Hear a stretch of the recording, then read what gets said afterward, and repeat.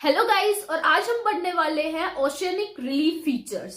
तो oceanic relief features क्या होते हैं? ओशन मतलब ocean, with in the oceans क्या रिलीफ फीचर्स मिलते हैं? रिलीफ फीचर्स मतलब कि माउंटेन्स, हिल्स, ये सब ओशंस के अंदर जो रिलीफ फीचर्स मिलते हैं वो पढ़ेंगे।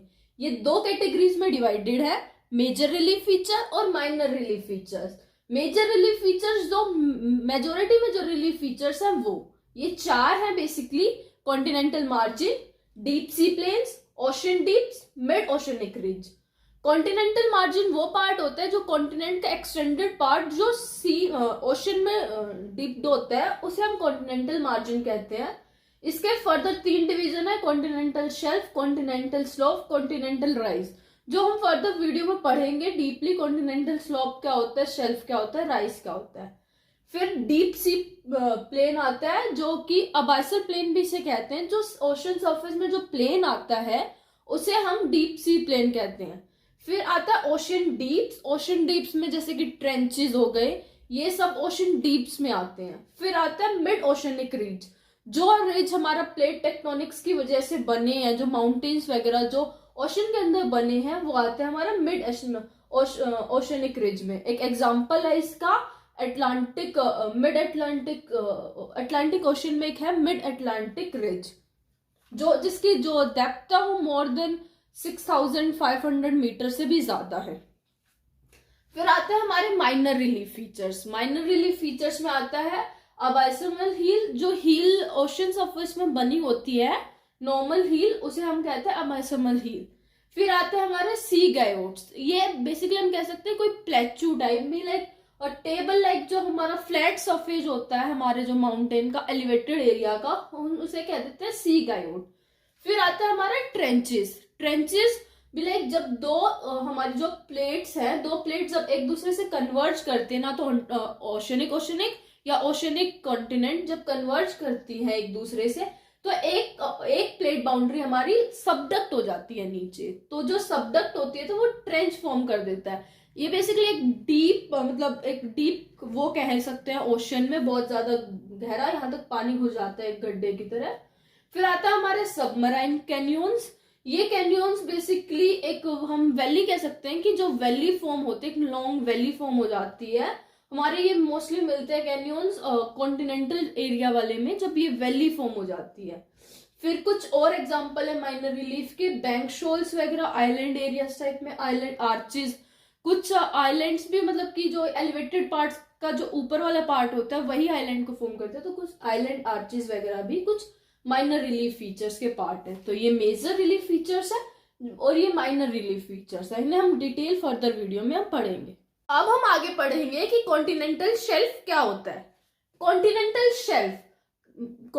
शेल्फ बेसिकली वो एरिया होता है ओशन के अंदर जो कॉन्टिनेंट का ही एक्सटेंडेड पार्ट होता है, बट वो ओशन में हमारा डिप्ड होता है। जैसे कि हमारा कॉन्टिनेंटल शेल्फ आ रही है, ये बेसिकली वैसे तो हमारा कॉन्टिनेंट का ही एक्सटेंडेड पार्ट है, बट ये हमारा ओशन में डिप्ड है, तो ये हमारा कॉन्टिनेंटल शेल्फ है।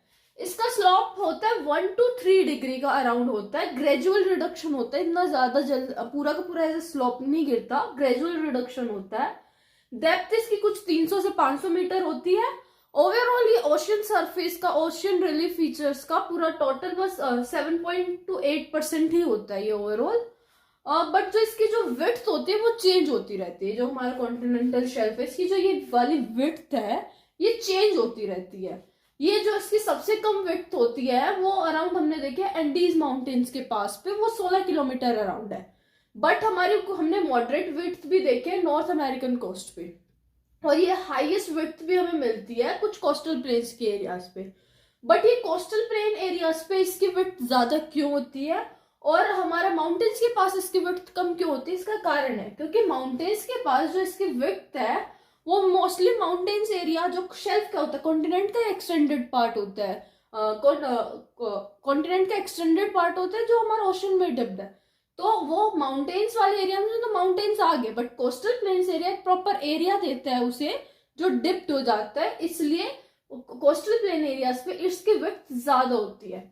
और कुछ इसकी वाइडेस्ट विड्थ हमने देखी कॉन्टिनेंटल शेल्फ की, आर्टिक सी में इसकी बहुत ज्यादा है, चाइना सी में कुछ ज्यादा है इसकी, कुछ एक साइबेरियन शेल्फ भी है जो डीपेस्ट, जो सबसे ज्यादा वाइडेस्ट है।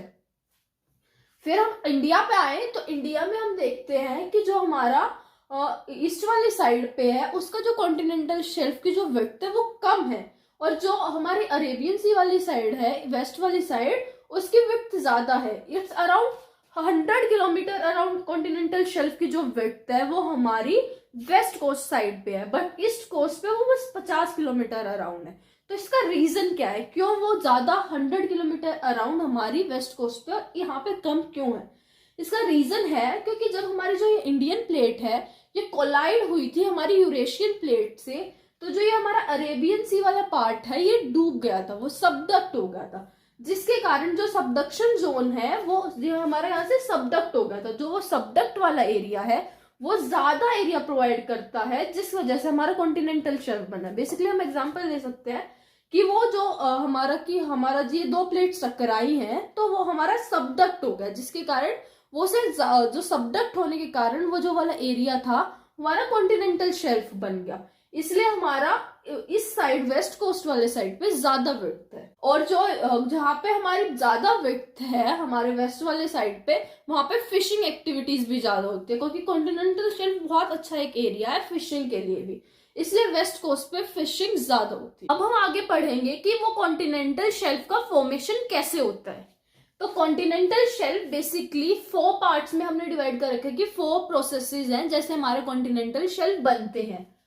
बाय इरोजन, इरोजन की वजह से, फ्लूइड डिपोजिशन की वजह से, बाय सब्सिडेंस, कुछ सब्सिडेंस सबडक्शन जोन्स की वजह से, सी लेवल में जो टेम्परेचर चेंज आया है उसकी वजह से। तो जो फर्स्ट है हमारा इरोजन बाय सी वेव्स। जो हमारी सी वेव्स आती हैं वो मटेरियल को इरोड कर देती हैं और रिमूव मटेरियल से कॉन्टिनेंटल शेल्फ को बनाती है। हमारी सी वेव्स आई और उसने मटेरियल को इरोड कर दिया और हमारा यहाँ पे कॉन्टिनेंटल शेल्फ बन गया। ये सी वेव्स के आने की वजह से जो ये वाला मटेरियल है ये इरोड हो गया और वो फिर हमारा ओशन में डिपॉजिट्स हो गया, ओशन में आ गया, तो फिर वो हमारा शेल्फ बन गया। दूसरा है हमारा फ्लूइड डिपोजिशन। जो रिवर्स आती हैं वो अपने साथ डिपॉजिट लाती हैं और उस डिपोजिशन के कारण हमारा कॉन्टिनेंटल शेल्फ बनता है। तो ये हमारी रिवर्स आ रही है, अपने साथ साथ डिपॉजिट्स ला रही है और यहाँ पे हमारा कॉन्टिनेंटल शेल्फ बन रहा है। फिर थर्ड है बाय सब्सिडेंस। जब हमारी दो प्लेट्स एक दूसरे से टकराती हैं, कन्वर्ज होती हैं, तो सबडक्शन होता है। तो उन दोनों के टकराने से या फिर कन्वर्ज होने से जो सबडक्ट हुआ है उसकी वजह से, हम एग्जांपल ले सकते हैं अपना इंडिया का ही जो हमारा वेस्ट कोस्ट है वो सबडक्शन से बना है। जब हमारी इंडियन प्लेट और यूरेशियन प्लेट्स टकराई थी तो हमारा ये वाला जो पार्ट है ये सबडक्ट हो गया था। तो जो हमारा वेस्ट कोस्ट है वो सबडक्ट हो गया था और सबडक्शन के कारण जो ये वाला प्लेट वाला ये वाला जो एरिया है वो सबडक्ट होने के कारण हमारा कॉन्टिनेंटल शेल्फ बन गया था। फिर फोर्थ आता है बाय सी लेवल चेंज। जब हमारे सी लेवल का जो टेम्परेचर की वजह से जब उसका लेवल चेंज हुआ था उसके कारण कॉन्टिनेंटल शेल्फ बना था। जैसे कि पहले हमारा आइस एज था। आइस एज में हमारे ज्योग्राफी में एजेस होते हैं, आइस एज, वार्म एजेस। तो पहले आइस एज में सब कुछ फ्रीज था, जो सी लेवल था वो पूरा फ्रीज हो गया था, जिसके कारण जो हमारा सी ओशन का जो वाटर था वो पूरा फ्रीज हो गया था, जिसके कारण जो हमारा सी लेवल था वो डिक्रीज हो गया था। बट वार्म एज आने के कारण वो सारा पानी मेल्ट हो गया, जिसके कारण सी लेवल ऑल सडन इंक्रीज हुआ। तो हुआ क्या कि आइस एज में तो ये सारा सी लेवल डिक्रीज हो गया, तो जिसके कारण जो हमारा लैंड था, जो इसके अंदर जो लैंड था वो एक्सपोज हो गया कि जो ये वाला लैंड है ये आइस एज के कारण ये सी लेवल नीचे आया तो ये लैंड एक्सपोज हो गया। बट वार्म एज के कारण ये पानी जो था, ये जो फ्रीज था, अब ये मेल्ट हो गया और ये ऊपर आ गया। तो जो लैंड एक्सपोज हुआ था अब वो वाटर में आ गया, जिसके कारण हमारा कॉन्टिनेंटल शेल्फ बना। तो ये 4 प्रोसेसेस हैं जिसके कारण हमारा कॉन्टिनेंटल शेल्फ बना है। अब हम आगे पढ़ेंगे कि कॉन्टिनेंटल शेल्फ का क्या इंपॉर्टेंस है। वैसे तो कॉन्टिनेंटल शेल्फ बस हमारा 8% है ओशनिक सरफेस का, बट उसका बहुत ज्यादा इंपॉर्टेंस है।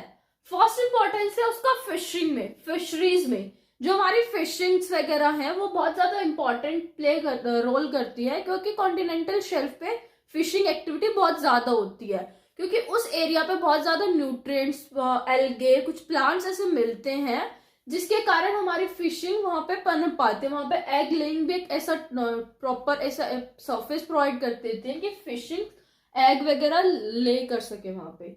फिर हमारा आता है मिनरल्स। बहुत सारे मिनरल्स है जो हमें कॉन्टिनेंटल शेल्फ में मिलते हैं। ऑयल गैस प्रोडक्शन, जैसे कि हमारे मुंबई हाई पे हमें ऑयल एंड गैस प्रोडक्शन मिलता है, वो कॉन्टिनेंटल शेल्फ वाले एरिया पे ही मिलते हैं। फिर हमारा आता है पॉलीमेटेलिक नोड्यूल्स। कुछ नोड्यूल्स मिलते हैं जैसे कि आयरन, मैग्नीज, ऑक्साइड, ऐसे ऐसे हमारे कुछ एलिमेंट्स मिलते हैं हमारे कॉन्टिनेंटल शेल्फ पे। कुछ प्लेसर डिपॉजिट्स हैं, जो डिपॉजिट्स हैं वो कॉन्टिनेंटल शेल्फ पे हमें मिलते हैं। कुछ एलिमेंट्स जैसे कि सल्फर वगैरह हमें मिलते हैं कॉन्टिनेंटल शेल्फ पे। कुछ मैराइन फूड्स हो गए, क्योंकि जो होते हैं वो जैसे क्रैब्स हो गए, फिशिंग्स हो गए, तो कुछ ऐसे मैराइन फूड्स हैं जो हमें कॉन्टिनेंटल शेल्फ पे आराम से मिल जाते हैं।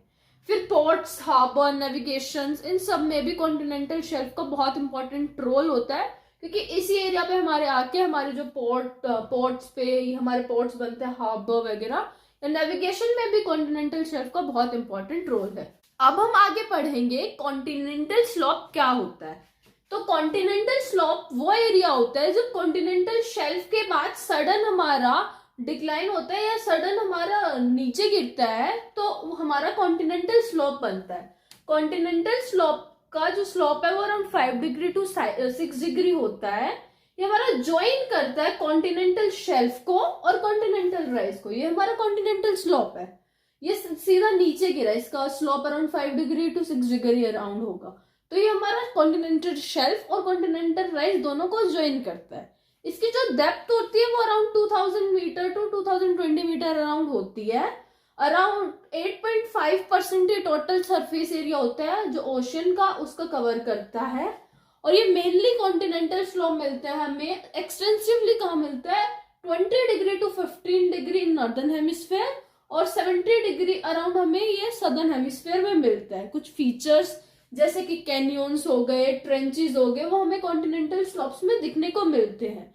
इसका जो फॉर्मेशन है वो मेन 3 प्रोसेसेस से होता है, by erosion, by tectonic and by aggradation. Erosion जब सी वेव्स वगैरह आती है वो इरोड करती है, तो उससे फिर हमारा टेक्टोनिक से कि जब हमारी जो प्लेट होती है जब कन्वर्ज होने के कारण सबडक्ट हो जाती है, तो उसके कारण हमारा कॉन्टिनेंटल स्लोप बनता है। और एग्रेडेशन जो हमारी रिवर्स वगैरह आके डिपॉजिट करती है, उसके कारण हमारा जो कॉन्टिनेंटल स्लोप है वो बनता है। अब हम आगे पढ़ते हैं कि कॉन्टिनेंटल राइज क्या होता है।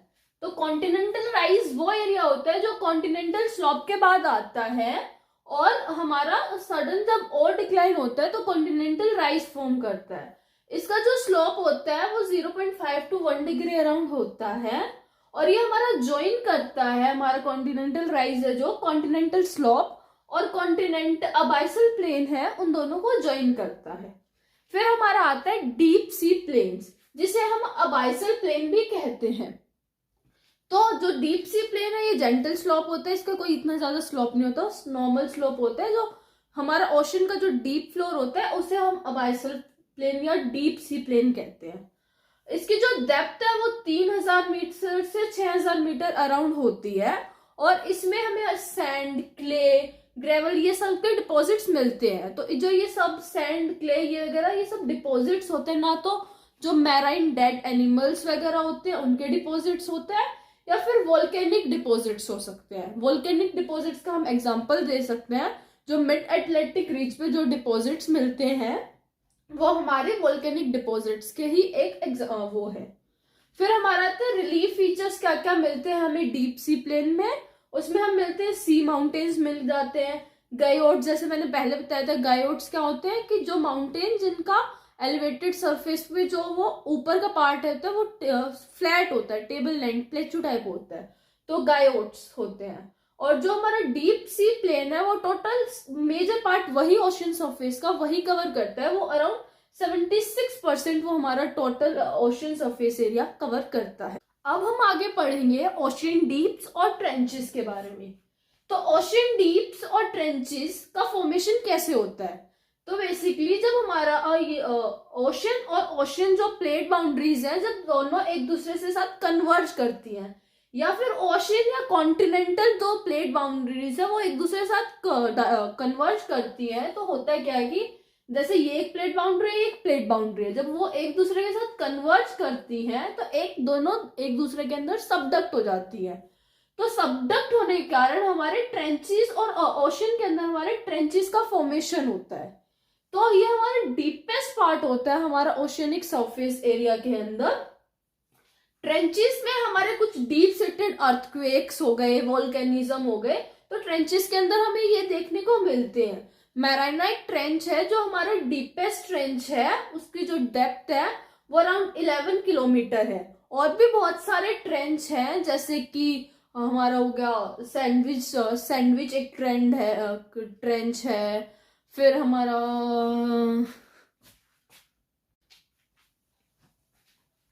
अब हम आगे फर्दर पढ़ेंगे ओशन डीप्स और ट्रेंचेस के बारे में। तो पहले ओशन डीप्स और ओशन ट्रेंचेस बनते कैसे हैं। जब हमारी दो प्लेट बाउंड्रीज, ना तो ओशनिक या ओशनिक और कॉन्टिनेंटल, जब कन्वर्ज करते हैं एक दूसरे के अंदर और ओशन सरफेस के अंदर, जब वो दोनों एक दूसरे के साथ कन्वर्ज करती है तो एक प्लेट बाउंड्री दूसरे के अंदर सबडक्ट हो जाती है, मतलब एक दूसरे के अंदर धस जाती है, तो हमारे ट्रेंचेस बनते हैं या फिर ओशन डीप्स बनते हैं। ट्रेंचेस के अंदर हम कुछ डीप सेटेड अर्थक्वेक्स भी देख सकते हैं या कुछ वोल्केनिक एक्टिविटीज भी देख सकते हैं ट्रेंचेस के अंदर। एक ट्रेंच है मैराना ट्रेंच, जो हमारा डीपेस्ट ट्रेंच है जिसकी डेप्थ अराउंड 11 किलोमीटर है। कुछ और ट्रेंचेस भी हैं, जैसे कि हमारा हो गया जापानीज ट्रेंच है, एक साउथ सैंडविच ट्रेंच है, एक हमारा फिलिपियंस ट्रेंच है। ऐसे बहुत सारे ट्रेंचेस है ऑल ओवर द वर्ल्ड। फिर हमारा जो वोल्केनिक एक्टिविटीज के कारण हमारे कुछ फॉर्मेशंस होती हैं, जैसे कि रिजेस की फॉर्मेशंस होती हैं ओशियंस के अंदर। वो क्यों होती है? क्योंकि जब दो प्लेट बाउंड्रीज डाइवर्ज करती हैं तो हमारा जो डाइवर्ज करने के कारण वोल्केनो के थ्रू हमारा लावा बाहर आता है, जिसके कारण हमारा रिजेस का फॉर्मेशन होता है। हम एग्जांपल दे सकते हैं, जैसे मिड अटलांटिक रिज है, वो भी हमारा वोल्केनिक एक्टिविटीज के कारण ही बना है। ये हमारे नॉर्थ अमेरिका, साउथ अमेरिका और इसके बीच में जो ये हमारा एक वोल्केनिक रिज बना है। तो ये बेसिकली है ओशन डीप्स, ट्रेंचेस और कुछ रिजेस, ये कैसे फॉर्म होते हैं और ओवर द वर्ल्ड ये कैसे। अब हम आगे कुछ और रिलीफ फीचर्स पढ़ेंगे ओशन के।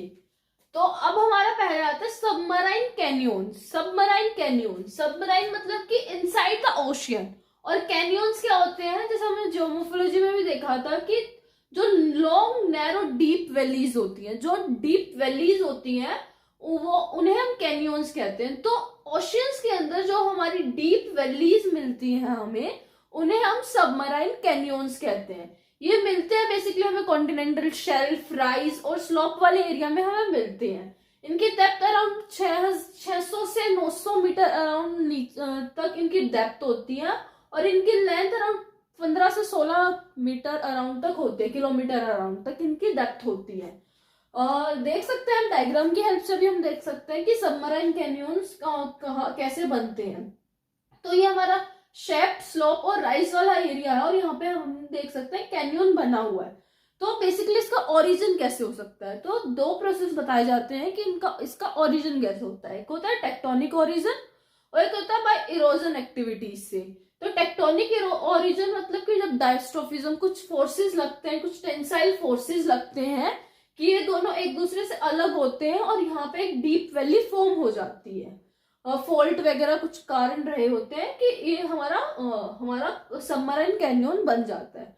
सेकंड बाय इरोजन कुछ रिवर्स वगैरह के आने से तो वो इरोड कर देता है मटेरियल को और वैली की फॉर्मेशन कर देता है ओशन के अंदर, तो हमारा सबमराइन कैन्यन बन जाता है। हम देखेंगे कि डिस्ट्रीब्यूशन क्या क्या है।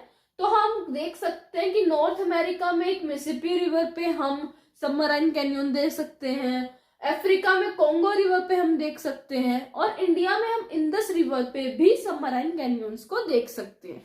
अब हम आगे ओशनिक रिलीफ फीचर्स में पढ़ेंगे ओशन बैंक को। तो ओशन बैंक्स आर वो मैरीन फीचर्स है जो इरोजन और डिपोजिशन के कारण बना है। जब हमारी रिवर्स आती है या फिर हमारी रिवर्स जब ओशन बैंक में मिलती है तो वो इरोड और डिपॉजिट करती है मटेरियल को, तो हमारा ओशनिक बैंक बनता है। कुछ एग्जाम्पल है, जैसे कि डोगर बैंक है नॉर्थ सी में और एक ग्रैंड बैंक है नॉर्थ अटलांटिक ओशन में, एग्जांपल है ओशन बैंक के। फिर जो हमारा सिग्निफिकेंस क्या है, जब अब तक हमने इतने सारे ओशनिक रिलीफ फीचर्स पढ़े हैं, बट उसका सिग्निफिकेंस क्या है, हमने क्यों पढ़ रहे हैं। तो सबसे पहले कि हम अंडरस्टैंड कर सके ओशन डायनेमिक्स को। ओशन डायनेमिक्स में ओशन करंट्स को, सी वेव्स को, टाइड्स को, वो क्यों आते हैं। तो ओशन डायनेमिक्स को पढ़ने के लिए, समझने के लिए हमें ओशन रिलीफ फीचर्स को समझना होगा। सेकेंड कि हमें उसकी जियोमोर्फोलॉजी को समझने के लिए कि वोल्केनिक एक्टिविटीज क्यों आती हैं, अर्थक्वेक क्यों होता है, तो उसके लिए भी हमें ओशनिक रिलीफ फीचर्स का पढ़ना इंपॉर्टेंट है, तभी हम समझ पाएंगे कि वो सारी एक्टिविटीज क्यों होती हैं। फिर बायोडाइवर्सिटी को अंडरस्टैंड करने के लिए, मैराइन एनिमल्स को, मैराइन प्लांट्स को समझने के लिए हमें ओशन रिलीफ फीचर्स को समझना होगा कि मैराइन एनिमल्स में जो फूड चेन है वो कैसे कनेक्टेड है, और फिर हम मैराइन पोल्यूशन से वो फूड चेन कैसे अफेक्ट हो रही है। फिर एक्सप्लोरेशन में हमें हेल्प करता है, एक्सप्लोरेशन में भी ओशनिक रिलीफ फीचर बहुत हेल्प करता है। कुछ मिनरल्स को, स्पीसीज को, कुछ कोरल्स वगैरह, जो एल्गे वगैरह, और कुछ प्लांट और एनिमल स्पीसीज होते हैं, उन्हें एक्सप्लोर करने में हमें ओशनिक रिलीफ फीचर्स को समझना होगा। फिर क्लाइमेट अंडरस्टैंडिंग में, जैसे कि सेस्मिक वेव्स वगैरह को समझने के लिए, हिस्टोरिकल स्टडीज को, कुछ हिस्टोरिकल एविडेंसेस कि कोई कॉन्टिनेंट कभी रहा था, कोई आइलैंड कभी रहा था, वो ओशन में सबडक्ट हो गया, तो हिस्टोरिकल स्टडीज के लिए, जैसे द्वारका, इंडिया का एग्जांपल लिया जाए तो द्वारका एक शहर था जो डूब गया था। हम एग्जांपल, हमें राम सेतु वगैरह को भी जानना हो तो ओशनिक रिलीफ फीचर्स की हेल्प से हम हिस्टोरिकल स्टडीज को भी स्टडी कर सकते हैं। फिर टूरिज्म एक्टिविटीज में भी और नेविगेशंस में भी बहुत इंपॉर्टेंट रोल करता है ओशनिक रिलीफ फीचर।